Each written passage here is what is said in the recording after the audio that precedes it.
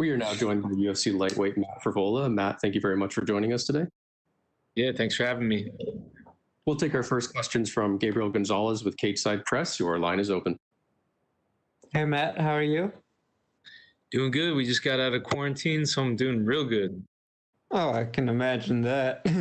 I want to ask, I know it was a tough 2020 in terms of getting back into the cage. So can you put into words what it's like to finally be back at fight week? Feels amazing. 2020 was a rough year with all these fight cancellations I had, but 2020 was a rough year for everyone. And in the end of the day, I stayed training. I stayed leveling up. I stayed working on my craft. It was just frustrating that I couldn't show the world and fight and show everyone what I've been working on. But, everything happens for a reason. And we got on one of the biggest cards of the year, Conor McGregor pay-per-view against an undefeated opponent. So everything worked out, it's all good. I mean, when you have stuff like that happen, obviously you do the best that you can with training, but I can only imagine the level of, just discouragement and frustration when you put all that work in. So how do you stay positive? How do you just, take it and just get it out of your system to move on and, just keep going with everything? Yeah, it's rough. The hardest part was probably when I got hurt. I broke my foot, and just gotta stay busy. I'll take like one day and be upset about it, but then just gotta recognize it and control what you can control. To stay in the present and make every day the best. So that's what I did. Talking about the fight with Ottman, how do you feel you match up with him stylistically? Oh, great. I love that he's undefeated. I love that he's got all these first round finishes. But this guy hasn't been tested. And that's what I do. I test people. And, I'm looking forward to using, my full arsenal of mixed martial arts and really dragging this guy to deep water and seeing if he can drown or seeing if he can swim and drowning him. My final question, you brought it up. It is the big Conor McGregor fight card. I mean, do you plan to, after the fight, hang out with everybody and watch it? Or do you prefer to just do your own thing with your team after a fight? No, we're trying to get into the crowd. I wanna go out there, handle business, and then head into the crowd and watch the rest of the fights. The first UFC fight I've ever been to was McGregor against Seaver back in Boston back in the day. And that was like when I was 1-0 as a pro. And I remember watching that fight and just, feeling the energy that the Irish fans are bringing in Boston and thinking, I gotta get in the UFC. I belong here. And, now we're fighting on the same card with him. So it's all good. Hey, thank you, Matt. Good luck. Yeah, thanks.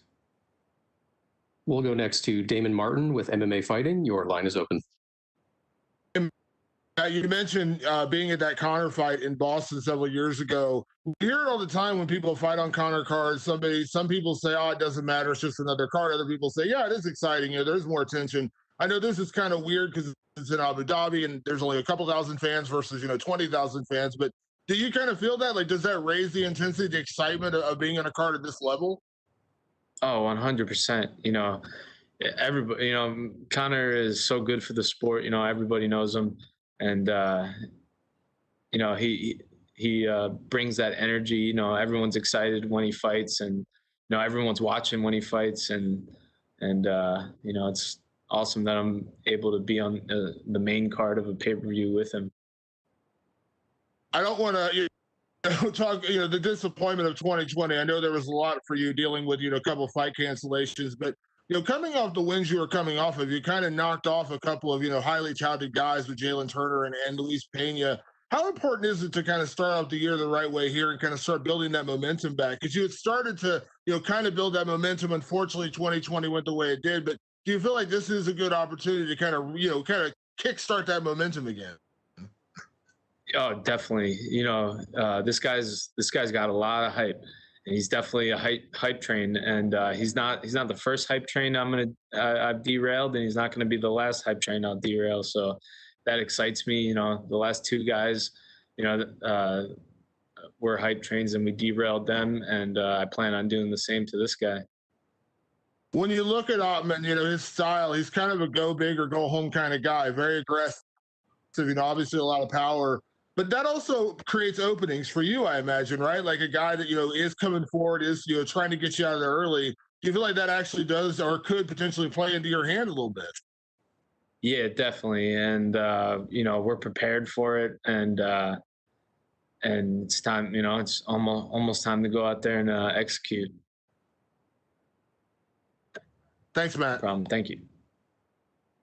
And we'll take our final questions from Corey with UFC.com. Hey, Matt. I'm actually Corey. What's up? Can you do me a favor and still just look in the camera, though, when you respond? Yeah. Great. Thank you. So I know you didn't get to fight in a venue with no fans, but with a limited number of fans finally being able to attend again, what type of energy do you think that will provide? It's going to be great. You know, just having fans, being in that new arena. You know, I'm excited. It's definitely going to bring energy, you know, and it'll be cool. What kind of statement would you like your performance to make on Saturday night? You know, I want all the non-believers to believe. You know, all the doubters are gonna know. You know, are gonna know my name, and you know, I want to go out there and show the world. You know, what I've been working on for the past 10 years. You know, what my craft is, and the people are gonna know. I don't want to get too far ahead, but if things go well for you on Saturday night, what would you like the rest of your 2021 to look like? I definitely want to stay busy. You know, I want to go in there, handle business, no injuries, and then get right back to it and get right back to training, get a fight booked right away. And then I'm getting married in September. So I definitely get, you know, one other one before then, and then maybe one or two at the end of the year. You know, we'll see. It's a busy year. So I know you've had a little bit of a layoff. What do you think is going to be going through your head? What kind of emotions are you going to be feeling as you make your walk out to the octagon? You know, just the ones like every other fight. Just ready to go. You know, I never say that I'm nervous. I just say I'm more anxious. I'm like, you know, I know I'm ready. I know I'm prepared. I know I've done this fight camp. It was a great fight camp. I'm gonna have a perfect weight cut, and you know, at that point, I'm just like, let's do this. I'm ready. Let's do this, and you know, we're gonna go out there and do it. Awesome. That's it for me. Good luck on Saturday night. Thank you. Thanks, man. Appreciate it. Well, thank you very much, Matt. That's all the time we have for you today. Cool.